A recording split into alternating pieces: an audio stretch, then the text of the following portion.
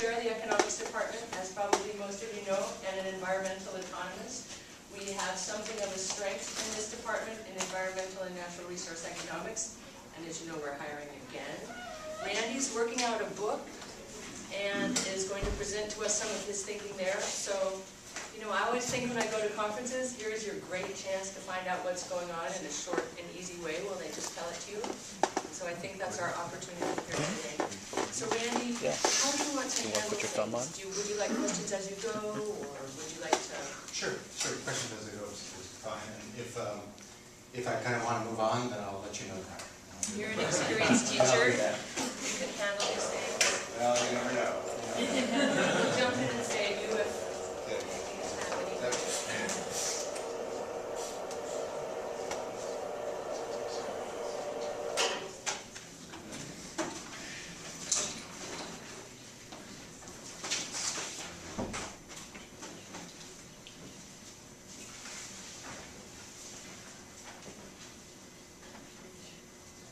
Just waiting for the projector to come up, so what we're doing.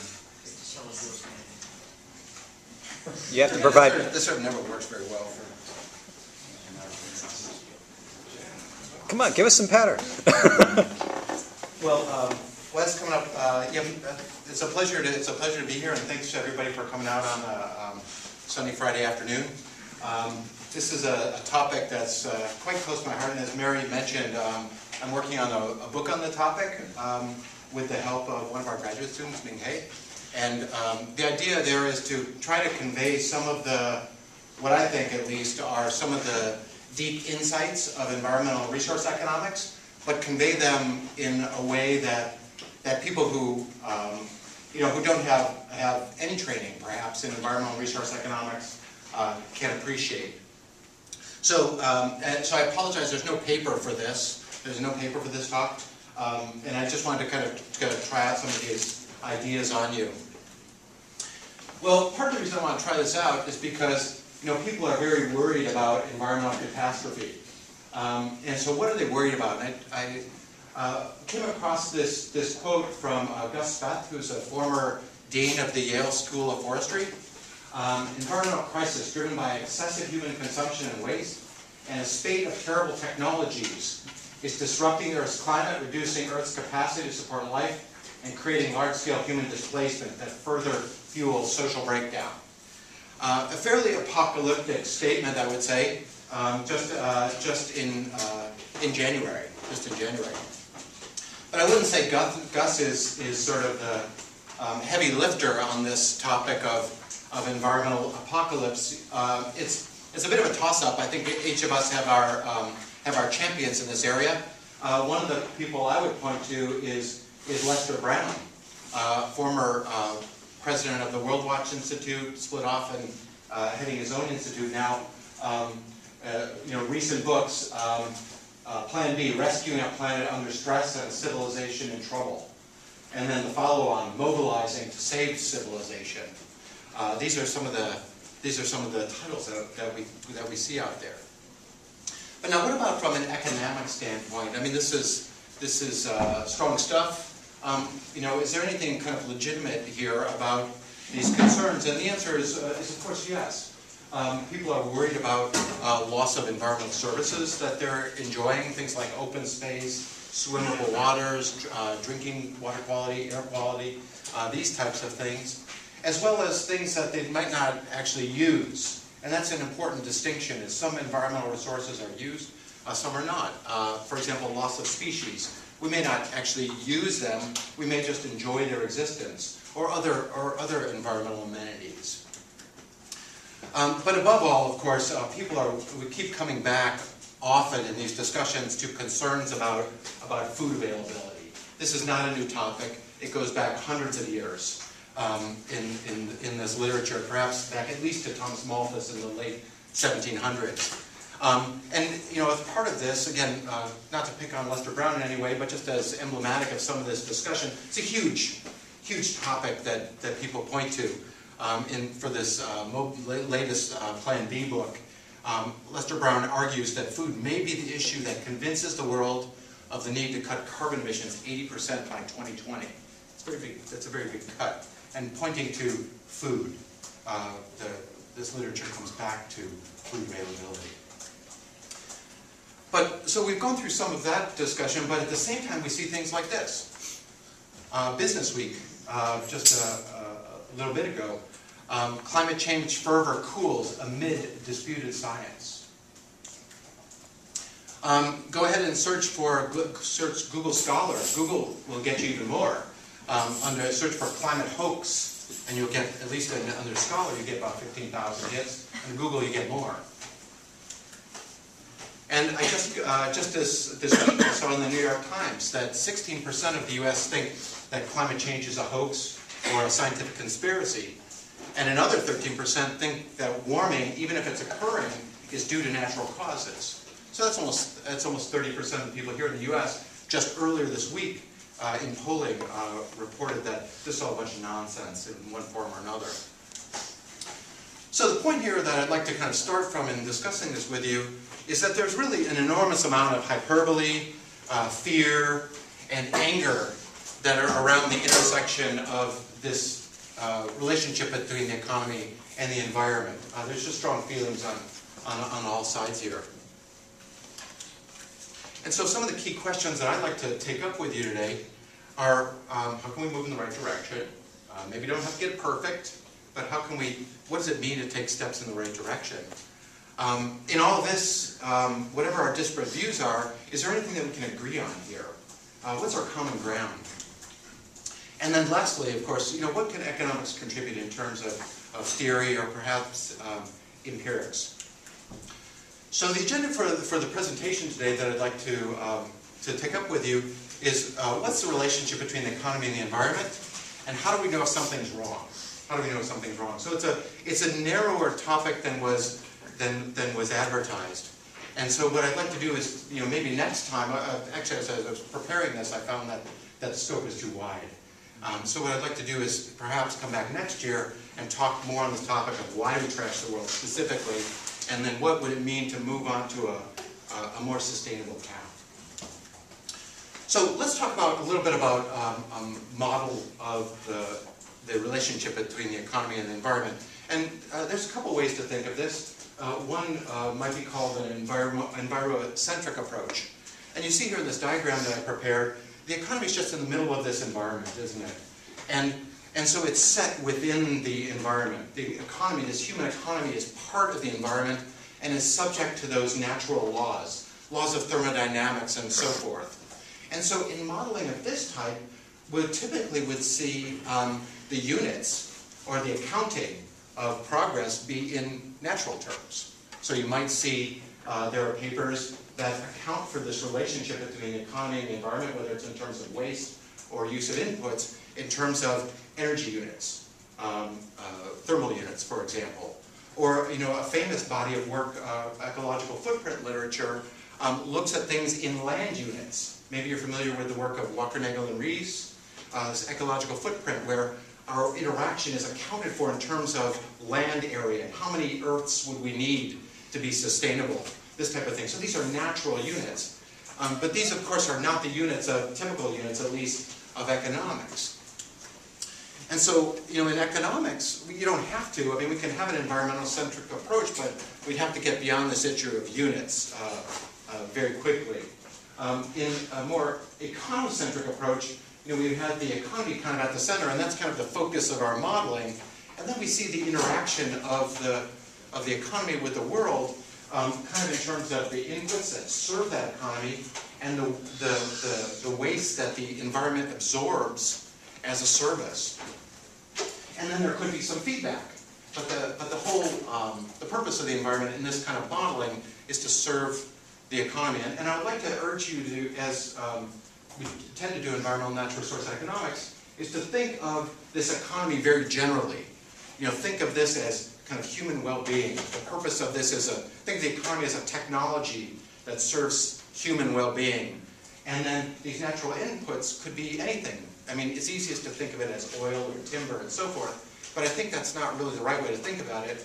I would rather think about it more generally, like, for example, clean air is an input to the economy, and an unobstructed sunset is an input into a tourist economy. A clean beach is an input into a tourist economy, and so forth. So I would urge you to think generally about the economy and the natural resource inputs that serve it.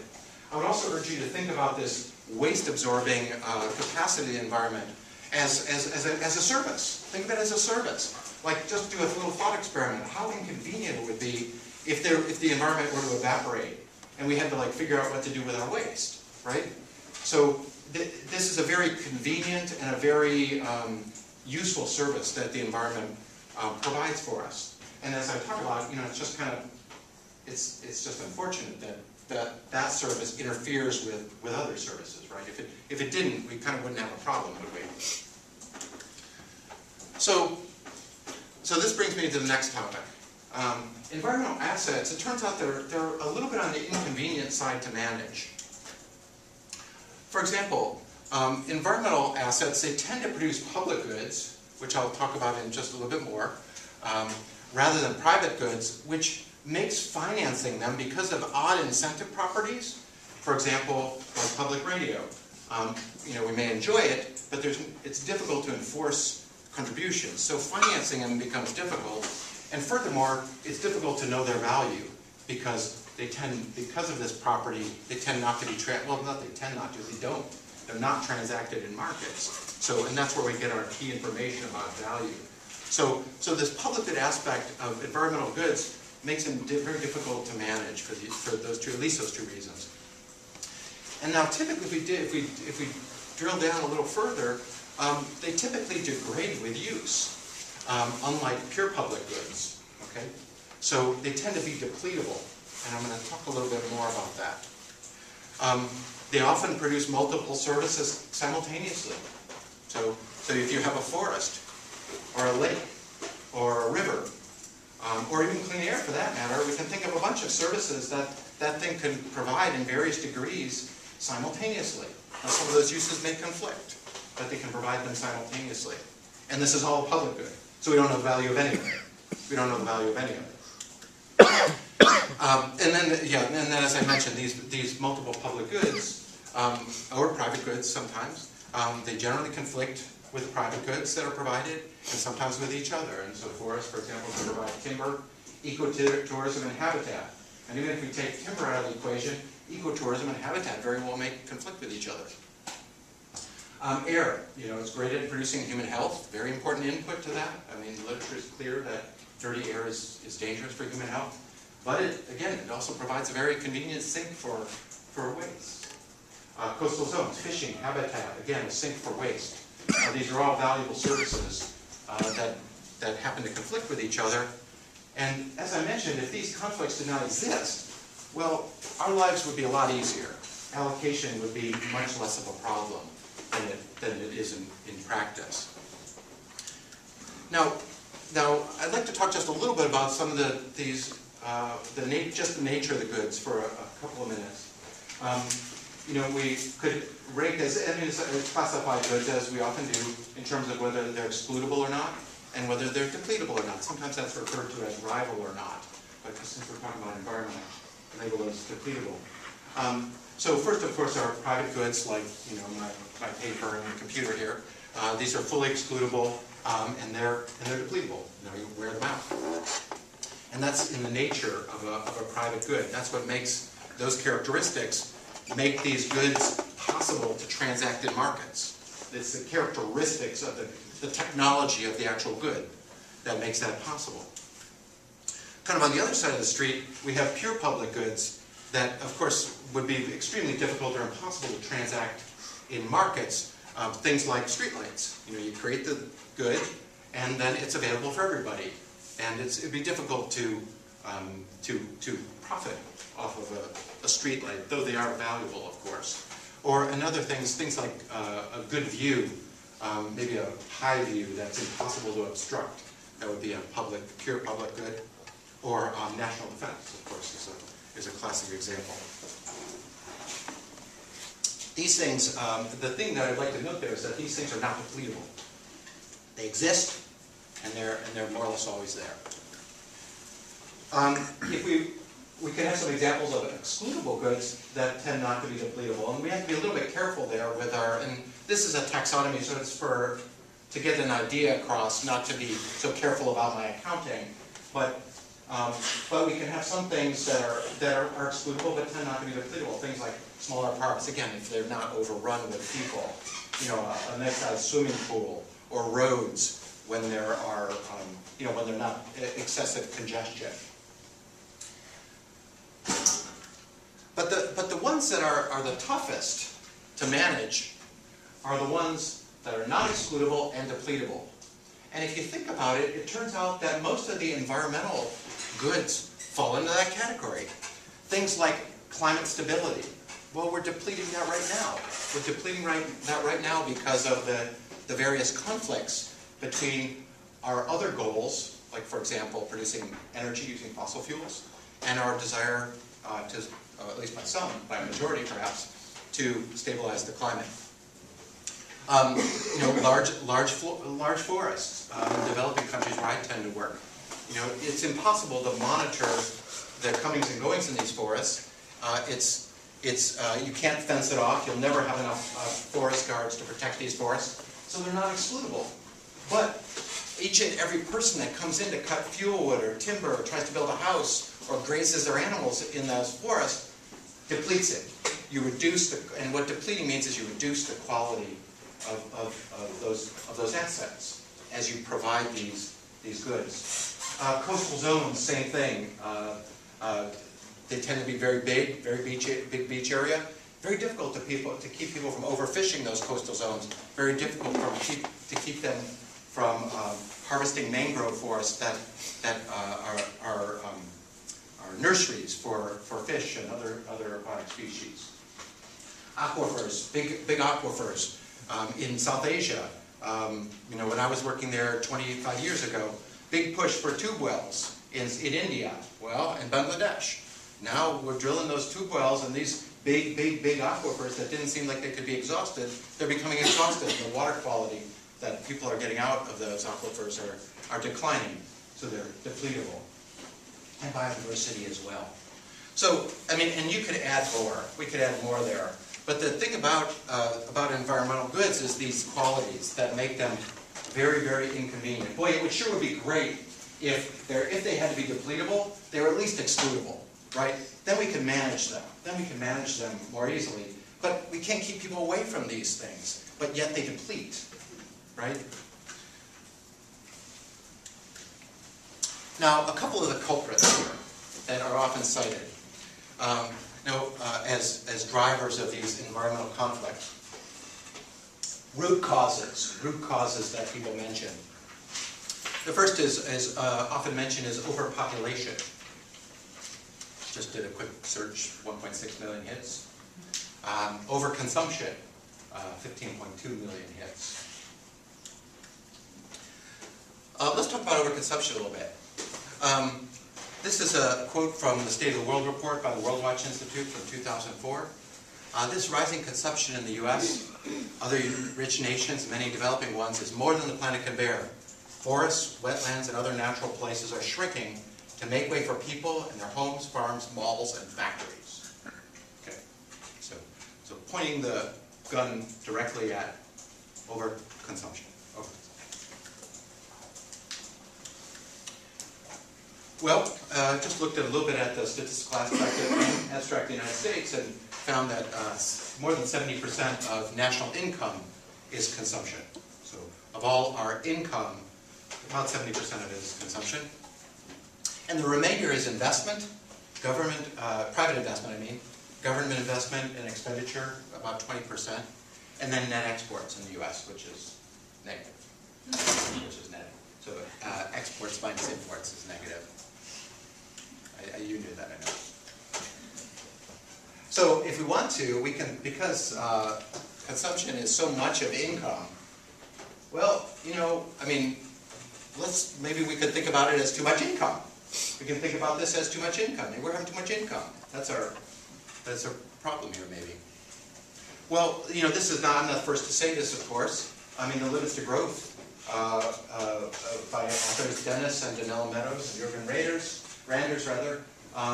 put this out there in the early 1970s, 1972, and then it was updated in in 2004. And this is exactly what they said, was our output is too high, our incomes are too high. So, you know, is a high level of per capita income, is it a good thing? Is it a good thing? Well, certainly a critical part of social welfare, but I'm not going to stand up here and tell you that it's all of social welfare. It's clearly not. Education, social capital, you know, leisure, other things, human relationships, those are not captured as income and a part of human well-being. But I think we can agree that all else equal, higher incomes are better than the alternative, all else equal, all else equal. So the question is, at least that's in my mind, is if we increase our environmental public goods, or these depletable public goods, to what degree do we have to cut into our incomes? I think that's an important question to consider. And so, in that regard, you know, are population growth and income really the culprits, and is there more to the story? And so I'd like to try to convince you that the answer is yes, there is more to the story. And what really determines whether we excessively trash the world, and what are some policy areas for moving forward, though I won't get into those last two questions too heavily. So overpopulation, I'd like to spend just some minutes on this and go into this. The famous book, and again in the 1970s, Population Bomb by Paul Ehrlich, really put the idea of population growth as a coming environmental catastrophe driver on our radars, and then this was updated in 1991. I don't know if you can see the subtitle there, The Indispensable Guide to Understanding and Solving Today's #1 Environmental Problem. #1 environmental problem. The population. So still very much out there. Now, why would we worry about population growth? Well, you know, there's certainly some legitimate reasons that we would. Of course, less output, less resources per person. We have, you know, the problem of crowding, food availability, kind of part of less resources per person. You know, a variety of literature said in the pure economic development literature has pointed out that higher population growth can reduces per capita economic growth. Robert Solow was I think the first to point that out. And then people require various assets that can be degraded from overuse. Just in more people require more materials, minerals, forests, land, and the services to the environment as a sink for waste. So this is maybe part of why people worry about it. Now, how is it measured? And this is something I'd like to talk a little bit with you about. The often case, for example, a variety of literature points to total population. I would like to suggest that this is not terribly helpful. This is not terribly helpful. You know, the current population is somewhere around 6.6 billion. You know, it's a big and scary number. It's a big and scary number. But it depends so much, as does the population growth rate, on the trend. On kind of, what do we have before? How many people were here last year? How many people there? Because, you know, the solutions are not very pleasant if we focus on total population. If we focus on total population. It's not a metric we can work with. It's not really amenable to policy at all. Maybe a bit more interesting would be the natural rate of increase. For example, the births per thousand population minus the deaths per thousand population. But even that tends not to really signal kind of really show clearly kind of how our behavior is changing. Behavior tends to be, fertility behavior in societies tends to be shown by the total fertility rate, which can and does change very quickly, and that measures the average birth at a particular point in time per woman of childbearing age. And so I think the literature indicates that this is the best metric of behavioral change. Like, how is our fertility, are things getting better or not? Whereas a lot of the literature tends to focus on this and just watches the total get really enormous, even though there's really nothing we can do about that. So now let's look to different places. Where is population a problem? Well, I've highlighted the overall world. So this was 2002 to the World Bank is always very cautious on such matters, and so we've got our data is a little bit old. As 2002, 6.2 billion, I'm sorry, there's a unit from 6.2 billion, with a natural rate of increase of 1.2%. Worldwide under 5 mortality rate of 83 per thousand, so 8.3%. Higher than maybe you thought. 8.3% under 5 mortality, and a life expectancy at birth of 67. So that's an average across the whole world. What about if we slice it by income? Where's our population problem? Well, here in the countries like the U.S., the high-income countries, if we looked at that natural rate of increase, I guess I have this, yeah. Okay. There, we see that that natural rate of increase, the births per thousand minus deaths, expressed as a population, is really small. Very, very small increase. Basically, just a touch above replacement. Really, just a touch above replacement. And in some places, it's below replacement. Again, by that measure, clearly it's the low-income countries where we see the growing population. And 1.8%, that's a rapid clip. That's a pretty rapid clip. That's a doubling time of about 45 years. Hey, Randy, we talk about this in class. You might talk about Partha's, Dasgupta's notion that it's the non-uniformity of that increase within countries, sometimes in the rural areas, as you know, that causes some of the stress on the environmental issues. So, an interesting dimension to add. That's right. There's rural urban issues even within these income groups and countries. Absolutely. And then I'd like to also highlight here the social dimension. Like in these low-income countries, on average, we see under 5 mortality of 137 per thousand. Like that's 14%. That's a touch under 1 in 5 kids are dying before the age of 5. Okay, so now think of how that might affect your behavior as your parents. Where does North America appear? I'm looking at the regions down below. And were there no statistics for it, or am I missing something? I think I just didn't pull it. Okay. Yeah, I think I just didn't pull it. That's a good reason. It seemed an interesting comparison to the other stats. In particular, yeah. One would look at North America and Europe and wonder whether they were similar or not, as the case might be. That's fine. No, fair enough. That would bring up, though, if you're currently defining, Latin America and Caribbean, Mexico's traditionally defined that, yet Mexico's North America. So if you had a North America stat, how would you define North America, and what is that? Yeah. Believe me, I will not get into those details. No. I'm just saying that there's part of. What I'm really saying is part of North America's in there. Only part of North America's. Right. The poorer part, should we say? Yes. Well, since you brought us to the issue of regions, here East Asia and Pacific, we see where the a little less than a third of the population is, and of course China as well, being the most important population center. About less than 1%, so it's not trivial, but nothing like sub-Saharan Africa. Okay. Notice what kind of goes along with that. So sub-Saharan Africa, 11% of total world population. What goes along with that is a 16.4% under 5 mortality rate and a 50. This is an average, right? 50-year life expectancy.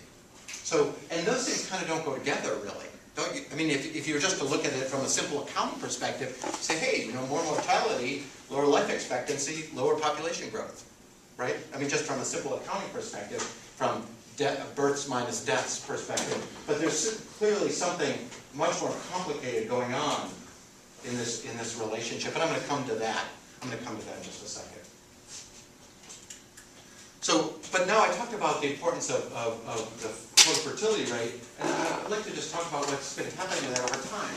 So on a worldwide basis, it used to be, 4 to 5 births per woman of childbearing age during her lifetime, block births. That's now down on a worldwide basis down to 2.7. So little, nothing over replacement, but not enormous. What about by income? Well, of course, the low income, kind of harmony with our previous slide. Low income started off higher. It's declined by about a third, but still very high relative to the other income groups. Approximately the worldwide average from 1960 of 4.4 live births per woman of childbearing age. And then high income, well, we're, on average, if we look to the future and take this as a measure of what the future brings, we're below replacement in the high income groups. In the middle, and the middle income is somewhere in the middle. So, what we have to conclude here is if we have a problem, in terms of future, it's in the low income countries. And then by region, I don't think it'll be any surprise to you that sub-Saharan Africa is where we still have serious issues. It's declined over time, but not by much. Not by much. Still almost 6 births per woman of childbearing age. And then look at what has happened in East Asia. Basically declined down to replacement. So what we can observe for the future for East Asia and Pacific, particularly driven by China, is replacement. We're going to see a tapering off, and we're going to see a leveling out. South Asia, big declines, basically almost the same. I'd say that probably what's holding this back, if it's back that we view this, is probably Pakistan. Pakistan's fertility is still quite high. India's at least has dropped 50%. India's has dropped at least 50%. Enormous declines in Latin America. The biggest decline overall.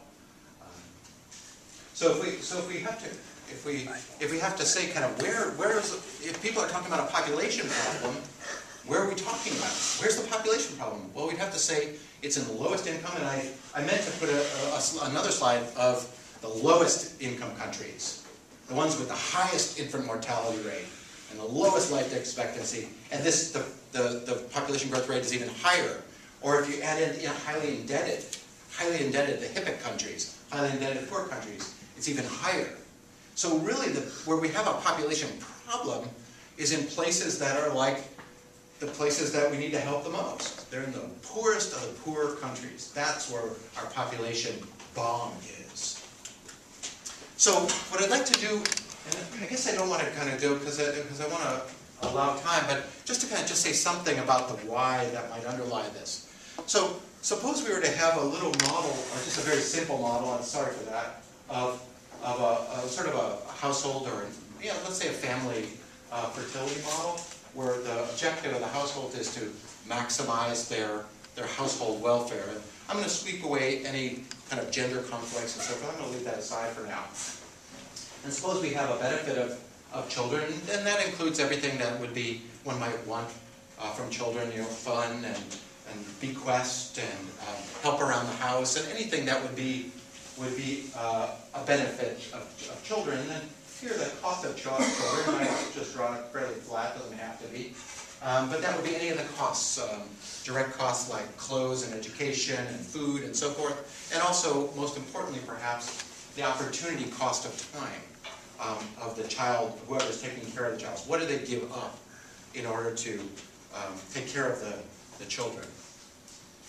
And so it's not so, if we, I guess I think most of you probably are well aware of this, to maximize value would be where these curves intersect. That intersection would change if we were to raise the cost of children.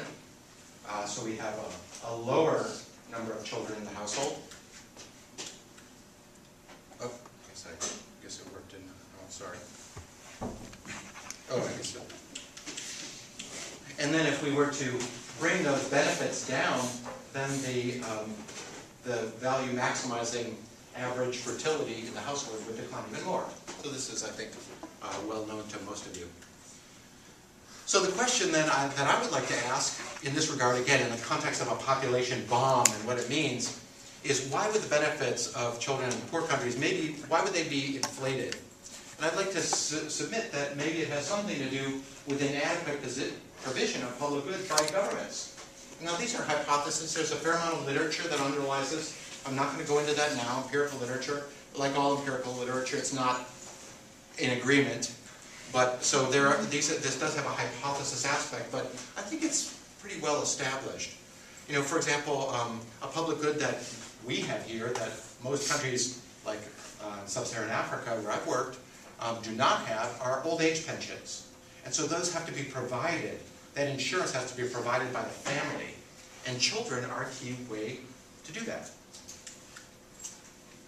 Poor water supply. Has anybody had to actually go and get water, like on a regular basis? Yeah, some of you have? Okay, it's a lot of work.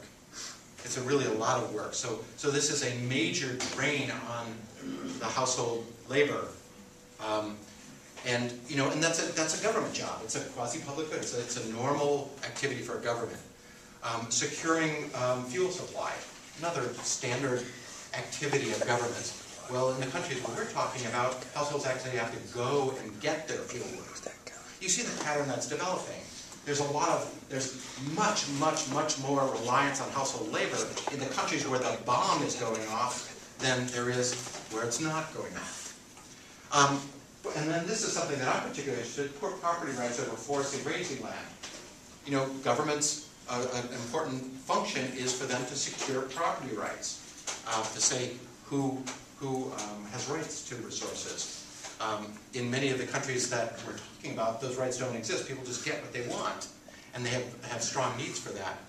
This could create incentives to oversupply. I'd say this is where the hypothesis is still particularly undergoing research. And then lastly, inadequate health care. We just saw that these the countries where we're interested, they have under 5 mortality rates 16% and up. 16 to 20% of the kids. In Ethiopia, where I worked, over 17% of the children are dying under 5. So, public health care. Well, again, you know, I mean, we have, you know, maybe we don't do such a great job here. I'm not sure, but you know, public health. It's a standard function for governments to work on. Well, you know, what the literature shows is that risk-averse households in rural, you know, Central African Republic or elsewhere, they are likely to overcompensate because they're risk-averse and they want to get these benefits, and they don't know.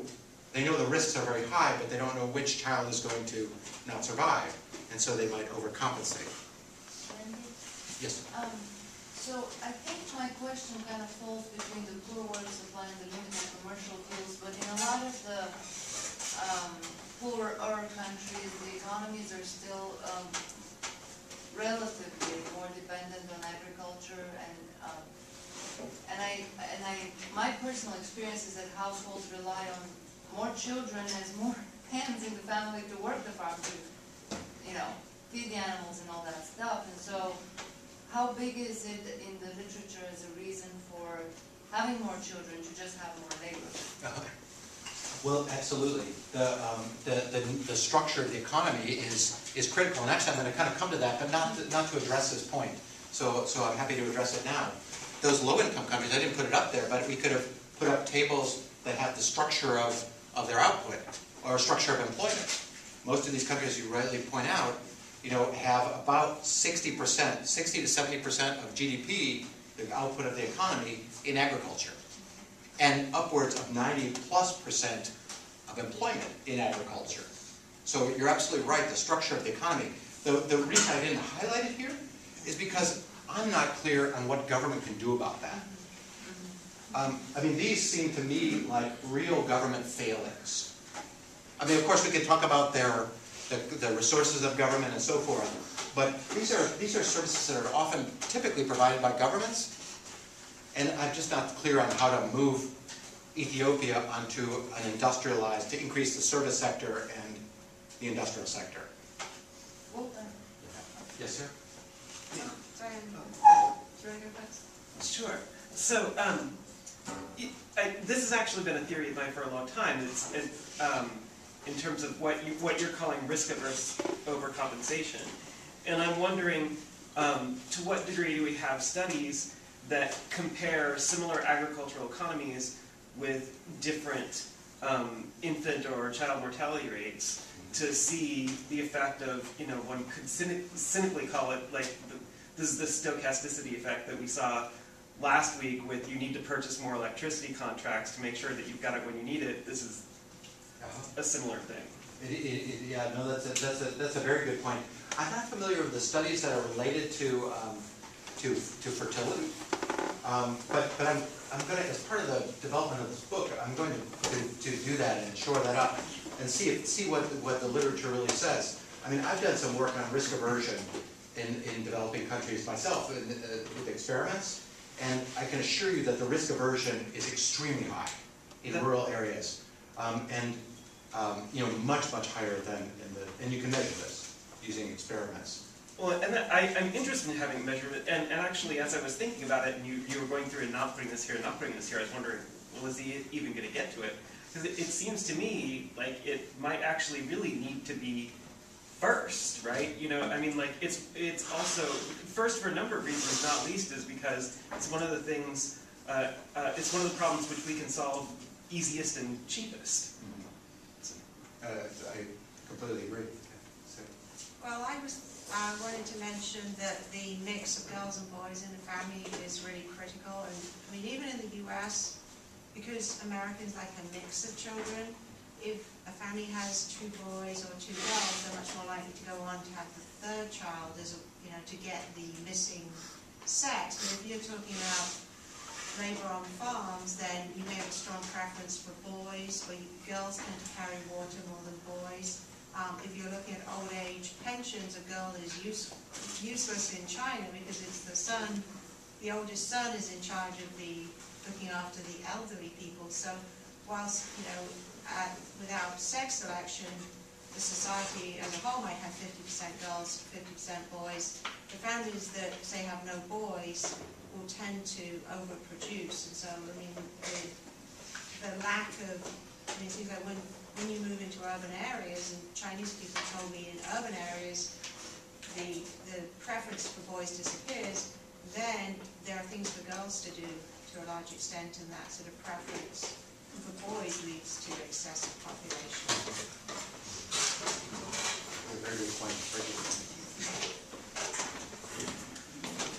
Well, what about the cost of children? I said that, you know, one way that we could have too much fertility in this simple model would be that the benefits of children are inflated, and I was trying to make the case that that was due to inadequate provision of public goods. Well, why would the cost be too low? Well, we'd be looking there at things that depress the opportunity cost of child raising. And, you know, I think the literature is becoming increasingly clear that incomplete protection of women's rights is a critical part of that. You know, and by reducing the opportunities of women, it reduces that opportunity cost, and it locks women into particular into the home and to child raising activities, perhaps. Public education. Well, if that's not available, well, if the mom is not educated, it further depresses her opportunities and her opportunity cost of child raising, and moreover, reduces the ability to invest in child quality, right, rather than quantity, by assuring that children go to school and are able to reach their potentials. So just a little table that kind of resonates a little bit with me. Status from a paper Dave mentioned, a paper by Partha Dasgupta. This is from a paper of his from 2000 on population. He quotes this table where we have here the total fertility rate. And so what's the characteristics of those countries, these 79 countries on average that have these high fertility rates? Well, 11% of the paid work is done by women. 50% are exclusively in the home, and very high illiteracy rate. Well, as those things change, as more work is done outside the home, paid work, as more women, or fewer women percentage are exclusively in the home, and as literacy rises, we see these fertility rates drop sharply, and these are for developing countries. The developed countries are not in here. Does Dasgupta have any theory as to which happens first? Because the correlation seems very striking. But I mean, which of these things happens first? Well, you mean which of these is most powerful? No, I think Is it that women go out to work first and then the fertility rate drops? Or is it that the fertility rate drops and then, do you see what I'm saying? Sure. It's a question of cause and effect, or maybe there isn't even cause and effect, maybe it's just numerical correlation. Yeah.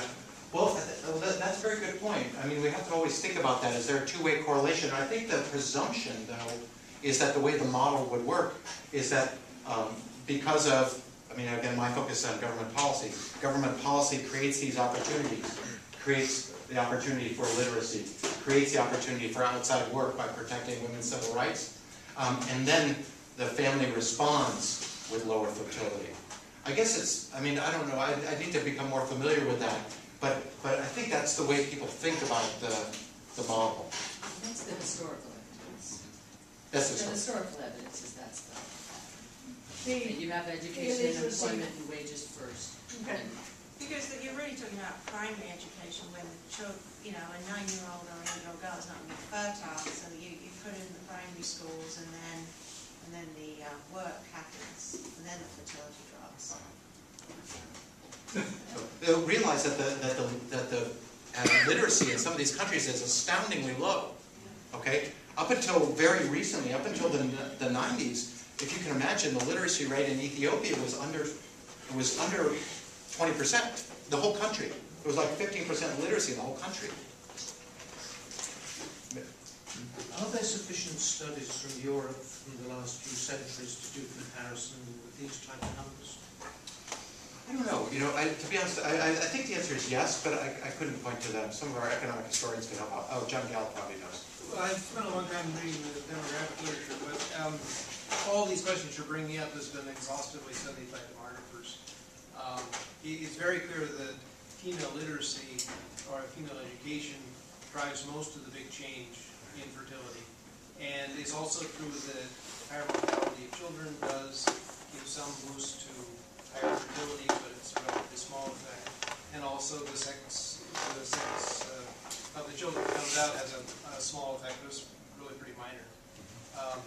But there's a huge literature, including very deep historical literature, going back for many hundreds of years. I'm just trying to process the second line. There's an increase in the number of paid women, but there's an decrease in fertility, but an increase 10 points almost to the illiteracy rate. So you have more illiterate women, more working in the. Is that right? That's correct. Yeah, that's correct. Yeah, that's correct. So is that urban versus rural increase in these countries, these 35 countries? Do they have more of a segmentation? What's going on there? I bet it's the Middle East. Is it? Yeah. It could very well be. I mean, if you look more by region, you often see a bump in fertility when you have when you look for the Middle East or in the income groups that's consistent with the Middle East. Randy, I was going to say, it's not hard evidence that if any of you have read 3 Cups of Tea on literacy, the effect that has in the Middle East on women and how it changes society. It's a wonderful story. And it just embodies what you guys are talking about. Well, I kind of would like to hammer away a bit, on these policy issues. We also have the issue of missing markets in these countries. So I've focused on the public goods, but there are a lot of the markets that we take for granted and are very important for a variety of reasons are simply missing. Like things like labor markets. In most of the areas that we're talking about, of high fertility, rural areas, like Dave Urban mentioned, there are very thin or non-existent labor markets. Some places there's not land markets. There's no security over land. Credit, if you're in trouble, you can't borrow necessarily. So we could easily tell stories, and as was mentioned, it depends on the empirical effect and so forth, maybe big, maybe small, but we could tell reasonable stories why those credit markets provide safety nets that children can substitute for, right? Risk management insurance. Well, you're not going to get any insurance in rural Ethiopia, most of these places. So, in capital markets, very, very thin capital markets. So, all these missing markets, to one degree or another, they are very likely to contribute to fertility because of these missing markets. So it's not all public goods. So on this issue of overpopulation, the population bomb and so forth, the first thing I'd like to note for you is that overpopulation is limited in scope. It's a few very, very poor places in the world. And that's why I suggest that we shouldn't focus on the 6.6 billion and growing, because it's limited in scope. I didn't talk anything about planning technologies, family planning technologies, but there's clearly more to it in these places where population is a problem than these technologies. Not that they're unimportant in any way, but that there's just more to it than that. And in particular, there seems to be systematic incentives for bigger families in the very, very low. The lower you go in terms of income, the bigger the families get despite higher mortality. And so what I'd like to suggest then is that perhaps population is not the problem, but at least in part, these missing markets, poor provision of public goods, and so forth, that the focus on population is, there's too many steps between the cup and the lip. There's too many steps between population and the environmental decline, right? We're missing the point. And as I said, many of these can be traced to government policies. Culprits. And in particular, when we talk about environmental damage in the economy, what about this economic scale? Well, we can think of this, we can break this into two parts. One, the first part is the population that we've already talked about. I won't say anything more about that. But then we have Y over P, which is income per capita. And I think we, at least I asserted, and I took your lack of dissent as agreement, that higher incomes, all else equal, is a good thing. So this is something that, all else equal, we kind of like. So let's leave that aside for a second and kind of say, well, is there perhaps more to the story? Is there perhaps more to the story? And so the first thing I'd like to suggest, and this is adapted from the World Development Report in 1992, which focused on the environment, is, well, sure we have output per capita, but what about the sectors? What about the economic structure? Doesn't that matter? Doesn't it matter what the economy is made of, right? Like in particular, there's some dirty sectors, right? Like, for example, mining, very dirty sector, energy production, iron and steel, building materials, things like cement, pulp and paper, glass ceramics, leather, livestock. All these sectors are known dirty sectors. And what do I mean by dirty? Producing a high level of waste, using a lot of resource inputs from the economy that are from the natural environment that are likely to degrade the environment. And then what sectors tend to be clean? Well, education. Education. We're in good clean work here. Good clean work. That's what I like. That's what I like about it. But also other service sectors. Basically, any services has these properties. Entertainment, financial services, publishing, some tourism, and so forth. So education's up there again. That's why I liked it so much. I didn't realize that. I said, oh wow, I missed education. I have to put that up there. Yeah. So, yeah, education. Is your economy full of steel plants and mining, or is it full of accounting firms, right? Or Hollywood? Is your whole economy Hollywood? I mean, it matters. So the question then is, how would we know if we have too many dirty firms or sectors? How would we know that? Well, I don't necessarily have a complete answer to that, but certainly if we have more than similar countries, we could compare across countries. Is our economic structure out of line with other countries or regions? Does it seem that these sectors are using more resources than they deserve? Are they sucking more out of the economy? Or is there reason to believe that these sectors are protected? Are they not really competitive? Do we have evidence that they really don't belong at that level in the economy? So how would we know if our economic structure is off somehow? Well, let's see, did I miss one? I want to say, oh no, here we go again. Well, I guess not. So, you know, probably the best example, and sometimes it's useful to go to an extreme to illustrate a point, and that's all I'm trying to do here. You know, the planned economies that virtually all changed over in 1990. Soviet-style economic planning focused on supply side rather than demand. And there was a focus on assuring basic materials, assuring the flow, assuring there's enough available for the economy.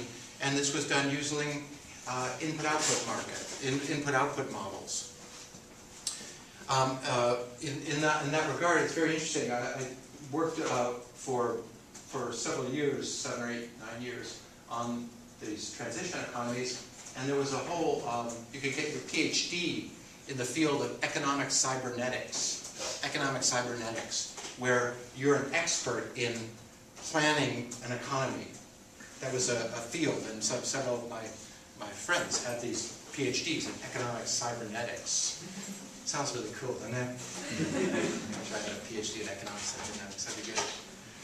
But part of this was that because of, you know, partly for ideological reasons, and partly because of assuring sufficient basic materials, a consequence of this was a promotion of the so-called commanding heights of the economy. Things like steel, cement, mining, energy. There was a conscious, planned approach to this.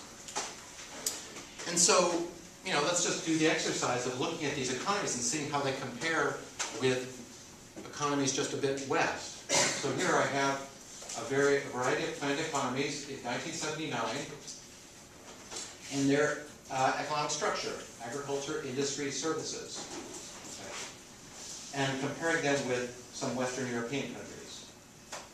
Well, the first thing we know looking at agriculture is that the agriculture sectors tend to be bigger in terms of output as a percentage. Okay.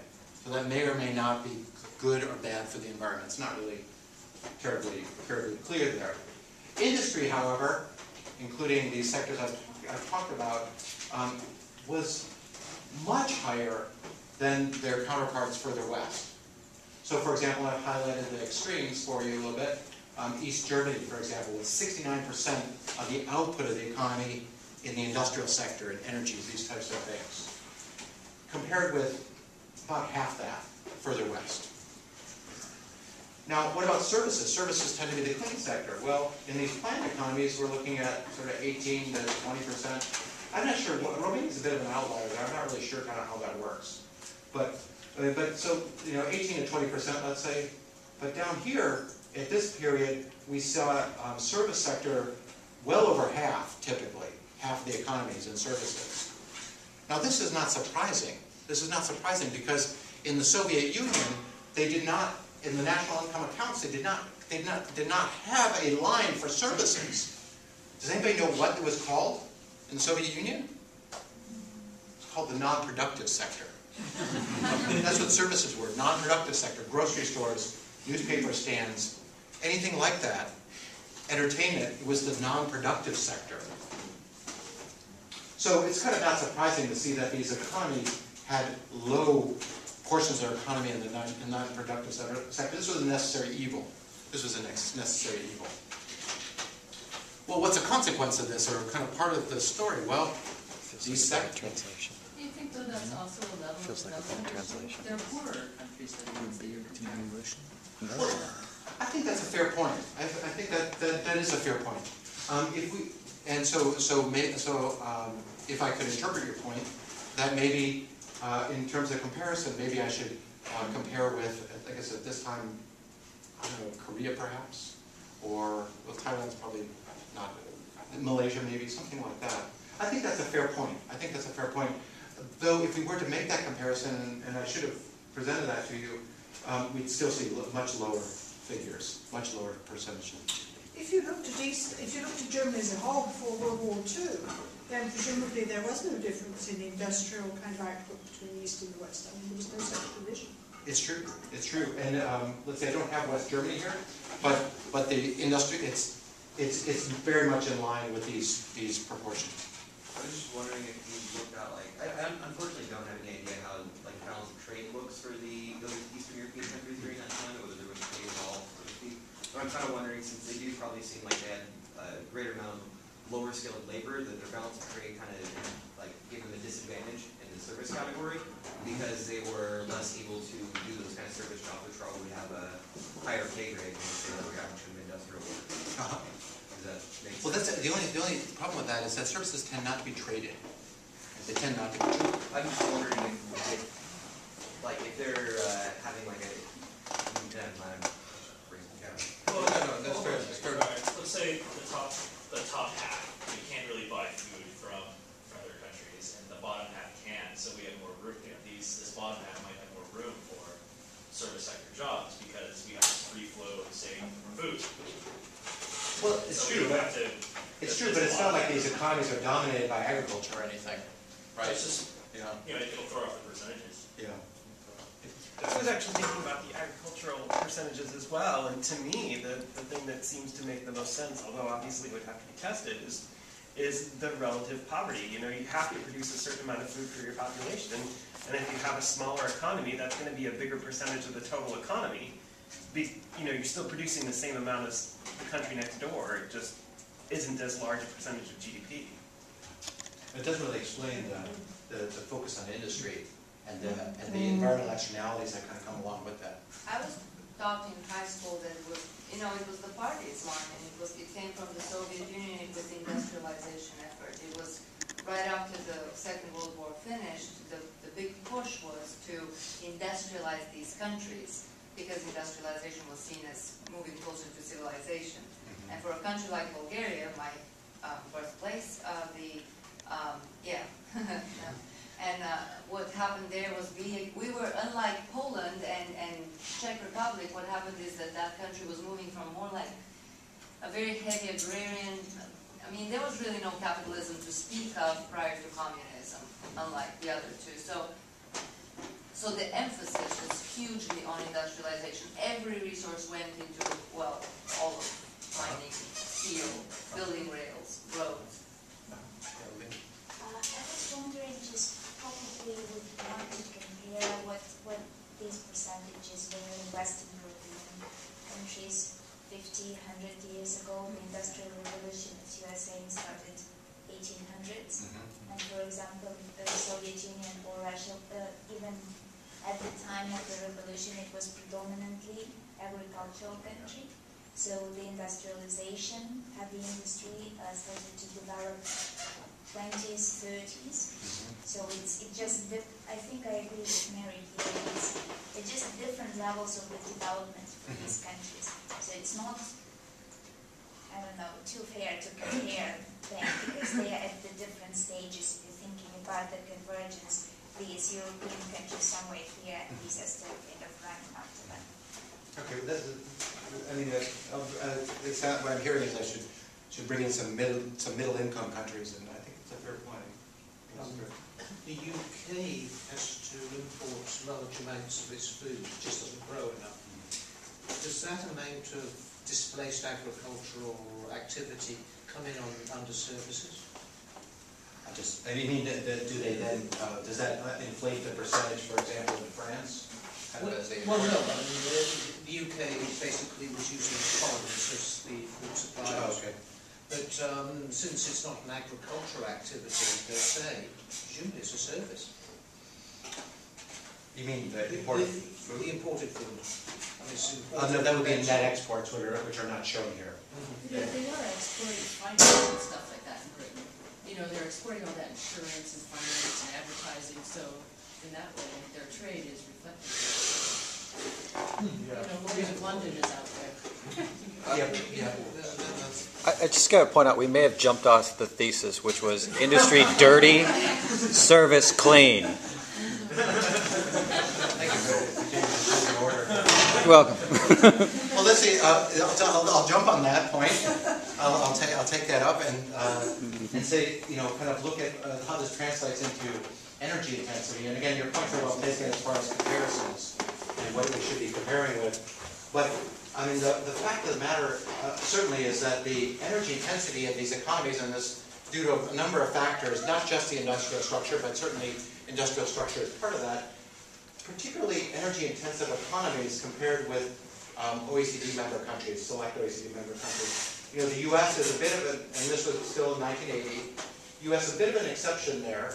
And we could tell stories kind of about that. We could talk about profligacy if we want to, or we could talk about big country and the need for travel. But you know, I did want to point out that that's a bit of an outlier compared to some of the other countries.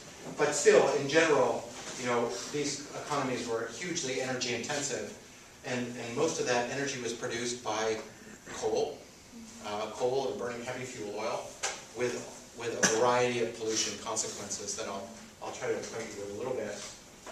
Also, maybe more to the point is the steel production.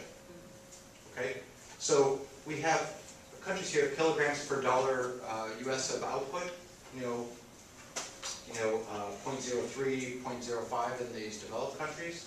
Well, at least twice that in these countries. These were steel-intensive economies, and I think if you go to this region, we could tell the same story for cement, frankly, and a variety of things.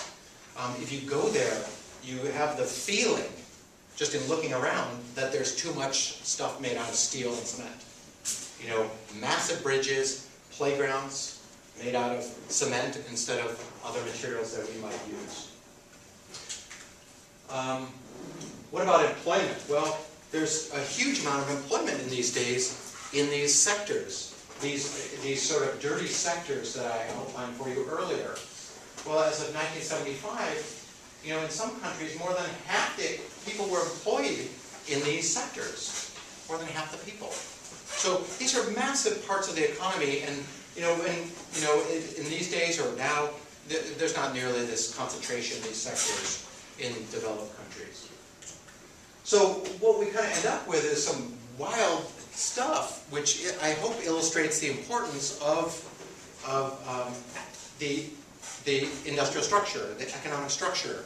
In the Soviet Union, the economy at the end of the 80s was about 1/8 as large as the U.S., but it had steel capacity about twice the amount of the U.S.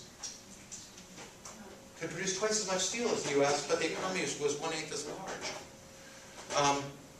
And so, per dollar of GDP, the Soviet Union produced about 15 times more steel than the U.S. And that's all at the same time, and this is a broader issue, but I just wanted to point out much more limited availability of consumer goods. And much more focus on these primary goods. Well, what about these dirty sectors? Can you have too much? Or excuse me, can you not have enough? Well, I think so. You know, if the factors of production and endowments make such sectors particularly attractive, sure. But the examples are tough to find. And so we might talk about the oil-producing Middle East countries, bauxite, a key input for aluminum in Australia, copper in southern Africa, fishing in Iceland, almost 50% of GDP. And so the argument of this, can you have too much dirty sectors, it really relies on the natural resource endowments, whereas labor and capital shift uses so much more easily. And so it's really a peculiar case where a country has an oversized kind of dirty part of the economy. It's a special case, certainly. It's hard to make that argument. Now what else? Is there anything else to this? You know, we have our scale economy, particularly our income per capita. We have our economic structure. What about the intensity? So how much, think of it as pollution, you know, externality per amount of, per unit of dirty industry, however you want to define that. Output, economic output from the dirty sector. So I think of this as the technology. What's the technology look like? Does that matter? And of course the answer is yes. Yeah, the answer is yes. You know, do dirty economic sectors have to be dirty? Well, no, it depends on the technology that you use. You know, I think Germany has many clean, relatively clean steel plants because of the technology. You know, a lot of talk now of clean energy, reduced waste, internalization of externalities. And then there's the matter of end-of-pipe controls if we're talking about pollution. Well, it's possible technologically to scrub out sulfur, to filter out particulate matter that would otherwise be emitted into the air. Wastewater treatment plants, manure management. Sure, the technology matters. So you can have dirty sectors that don't have such an enormous impact on the economy through the use of technology. No question about it. And this is, but a lot of this is dependent on the incentives to replace capital. What happens when you change it? And so, kind of lastly, in terms of kind of an identity that I'm trying to build here, is the damage that's created per unit of, think of it as pollution, per unit of intensity. And I think there's other ways to think about this, but the way I think about this is in terms of siting. I think it's the easiest way that I can think of it. Like, where are you putting these damaging enterprises? Where are you putting them? Well, the fact of the matter is that the assimilated capacity of the environment affects the damages that we actually observe. Like, for example, if we put at risk valuable or very fragile natural resources, we're going to get higher damages. A unit of pollution or of intensity, of pressure on the environment is going to have a bigger effect. What if we sited these things next to the Grand Canyon or the Serengeti National Park? I mean, you could do that, right? But obviously the damages would be much higher than if we had a more thoughtful placement of these dirty industries. Particularly deserts and tropical forests, they're very fragile, whereas environments like ours, the temperate zones, tend to adjust a bit better. Biodiverse areas, they may be subject to higher damages. And last thing I'd like to highlight that if we do this in populated areas, well, this is, in this regard, we're kind of part of the environment. This increases the damages siting in populated areas. Let's see. I'm just going to look here because I want to be respectful of the time. And maybe I'm just going to cut through some of these examples because I don't feel like I have time to go through it. I would just like to mention that we can express this as an identity. An identity is just it's not a formula, it's a truism. An identity is a truism. And what I'd like to note there is this part here, this overconsumption or high excessive income part, there's really quite a bit of a jump to get from there to there. And there's a lot of steps that we can kind of reasonably talk about kind of in the middle. Where would you put in here something like the fact that we drive a lot instead of using trains or that kind of thing? Okay. Well, those would be, I think I would have that in sort of these, partly in these outcomes and feedback parts. So maybe I'll just jump to this and then maybe this will answer the question. One of the realities is that as income rises, environment tends to be a normal good. As income rises, we demand more of it. Okay? And so the demand for a better environment rises as income grows.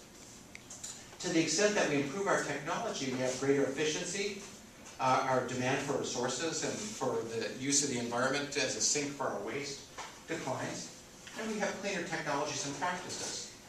Now the question is, how do we spur that? And that's, I think, the heart of the matter. And that has to do with our policies. Like, for example, our economic policies, which affect our productivity and our composition of output. I gave an extreme example of an economic policy that quite directly harmed the environment, systematically.